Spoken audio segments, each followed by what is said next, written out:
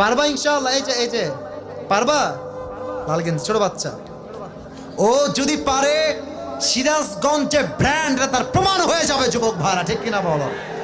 আসো। আরে বেটা দৌড় দিয়ে তোর বিয়ে হবে না দৌড় না দিয়ে? মাশাআল্লাহ মাশাআল্লাহ। আসো বাবু, তুমি এই পাশে আসো, এই পাশে আসো। এই যে হ্যান্ড মাইকটা কোথায়? হ্যান্ড মাইকটা নাও, সালাম দাও সবাইকে একটা। আসসালামু আলাইকুম ওয়া রাহমাতুল্লাহি ওয়া বারাকাতুহু। আরে ভাই, আপনারা ওকে অ্যাপ্রিসিয়েট করবেন। ও যখনই উত্তর দিয়ে দিবে, 1 নাম্বার নিয়ম, আপনারা সবাই মিলে বাঘের মতো বাঘের কণ্ঠে বলবেন।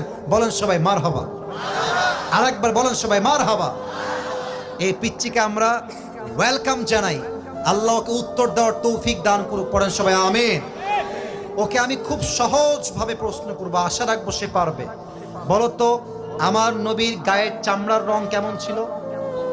পারবে? সাদা সুন্দর না লাবণ্যময় সুন্দর? বলো সবাইকে। লাবণ্যময় সুন্দর।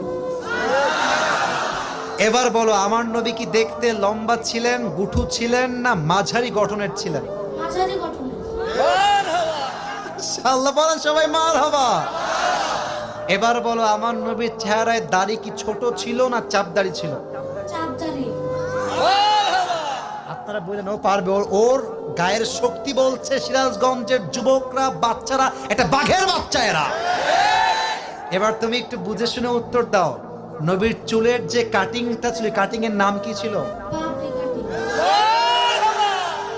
আরে বলেন সবাই মারহাবা।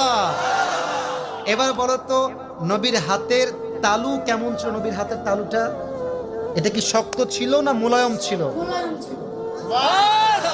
ওকে অপশন দিলে যেটা রাইট অপশন সেটাই সে চুজ করছে। বলেন সবাই মারহাবা। 1 নাম্বার সে পাস, 1 নাম্বার সাবজেক্ট শেষ।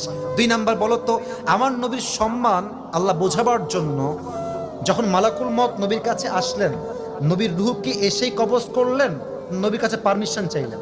পারমিশন চাই। বলেন সবাই মারহাবা। আচ্ছা বলো তো, নবীর আদর্শের ক্ষেত্রে নবী বাবা হিসেবে যখন ফাতেমাকে বিয়ে দিবেন, ফাতেমার কাছে এসে, এটা ওর জন্য বোঝা একটু কষ্টকর, তাই বোঝাবার স্বার্থে সহজ করছি। বাবা হিসেবে ফাতেমার কাছে এসে নবীজি কি বললেন বিয়ের ব্যাপারে? হ্যাঁ থামেন, বলবে। এসেই বললেন বিয়ে দিয়ে দিব, না তুমি রাজি আছো কিনা মা তাই বলো, কি বলেছেন? তুমি রাজি আছো কিনা? এর চাইতে সহজ আর হতে পারে না, ঠিক কিনা বলে? আচ্ছা এবার তুমি বলো তো, নানা হিসেবে নবী কেমন ছিলেন? আমি বলার জন্য একটা হাদিস বলেছিলাম, যখন হাসান হোসাইন আসতেন নানার কাছে,